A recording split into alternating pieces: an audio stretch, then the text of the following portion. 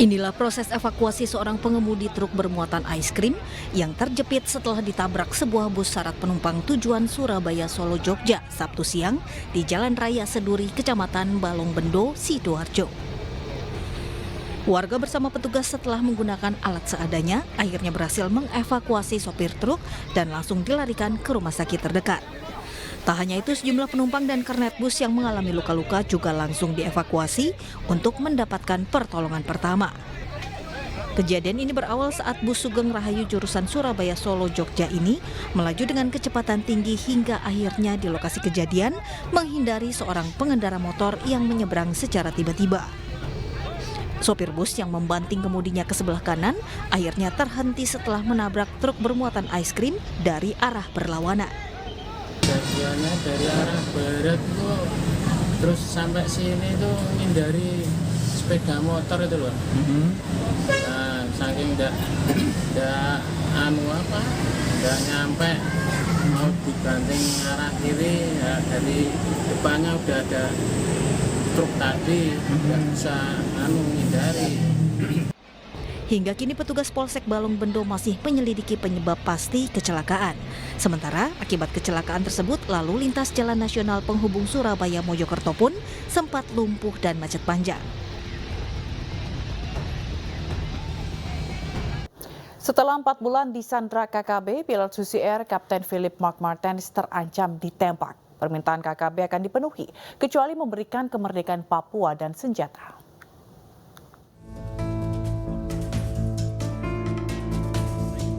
Tenggat waktu yang diberikan oleh KKB untuk memenuhi tuntutan mereka semakin dekat.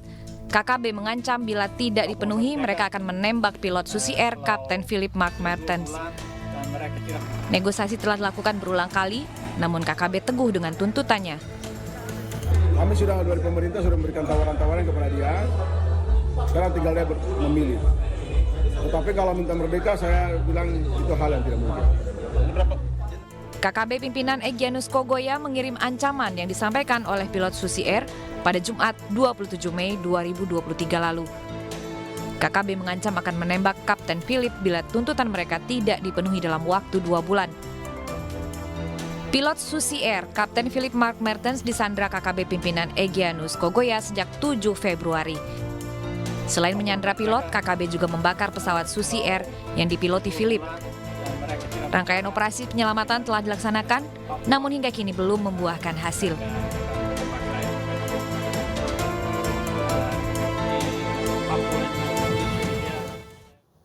Sebuah rumah tempat praktik aborsi ilegal di Kemayoran, Jakarta Pusat digerebek polisi. Sementara Barreskrim Polri akan memanggil pimpinan Ponpes Al Zaitun Senin pekan depan. Informasi ini sekaligus menutup iNews Prime. Tayangan iNews dapat pula Anda saksikan di YouTube @officialinews. Jangan lupa subscribe YouTube @officialinews. Saya Fazilah Khairunisa dan kerabat kerja yang bertugas undur diri. Terima kasih atas kebersamaan Anda. Selamat malam dan sampai jumpa.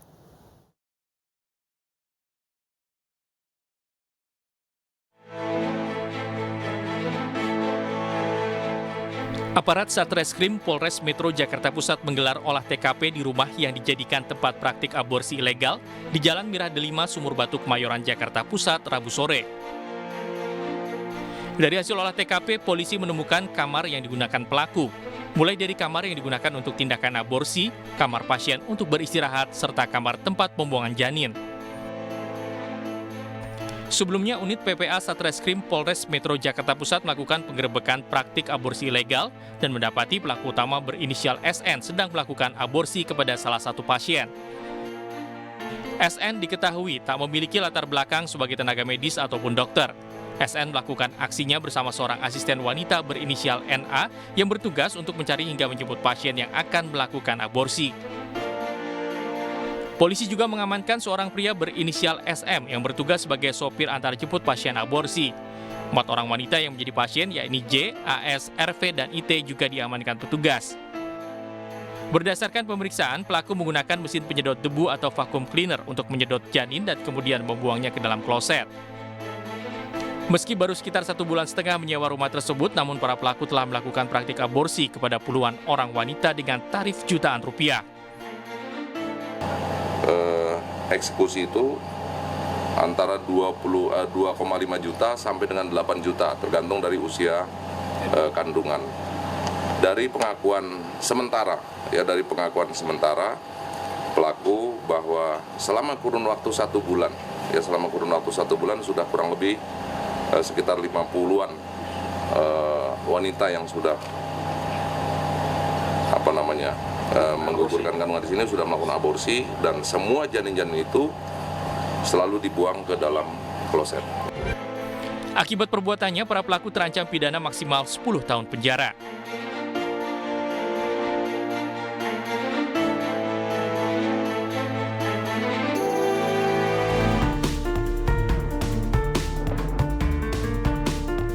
Badan Reserse Kriminal Polri menjadwalkan pemanggilan pimpinan Pondok Pesantren Al Zaitun, Panji Gumilang terkait kasus dugaan penistaan agama. Menurut Kabareskrim Polri, Komjen Agus Andrianto, Panji Gumilang rencananya akan diperiksa Senin 3 Juli 2023. Pemeriksaan terkait polemik Pondok Pesantren Al Zaitun. Komjen Agus mengatakan pihaknya akan melanjutkan dengan gelar perkara setelah proses klarifikasi terhadap Panji Gumilang. Sebelumnya, pimpinan Pondok Pesantren Al Zaitun Panji Gumilang dilaporkan ke Bareskrim Polri oleh Forum Advokat Pembela Pancasila. Panji diduga telah menistakan agama. Dalam laporan tersebut, Forum Advokat Pembela Pancasila membawa sejumlah barang bukti dan saksi untuk memperkuat laporan. Saya ingin sampaikan soal saf perempuan saat sholat berjamaah dengan perempuan yang bisa jadi khotib, Pak. Menurut Bapak gimana itu, Pak? Ya biasa-biasa saja. Biasa-biasa aja. Ya, itu kan mau sholat. Yang penting sholatnya atau softnya. Sholat. Nah, ya. Terus apa lagi? Tapi kan itu tidak lazim gitu, Pak, maksudnya. Ya kalau nggak lazim itu kan dipandang dari mana? Ya. Kira adzan muadzin yang menghadap, yang tidak lazim juga menghadapnya ke makmum. Ya, kalau saya tidak menanggapi itu di sini. Bukan video, di sini. Gimana? Di hadapan saya kalau adzan itu. Lah kalau adzan membelakangi yang diajak bagaimana? Kalau saya diajak wawancara dan saudara, lantas saya balik, punggung saya saja yang saya tampakkan. Kan namanya bukan wawancara. Soal Al-Quran yang dibilang bukan kalam ilahi, dan Bapak di video pernah saya lihat juga, tidak perlulah menghafal Al-Quran, yang penting dipraktekkan. Itu bagaimana, Pak? Bukan begitu. Saya itu menyebutkan Nabi Muhammad bersabda dalam Quran. Lah Quran itu wahyu Allah. Yuk gitu saja kok susah. Terus apa lagi tadi?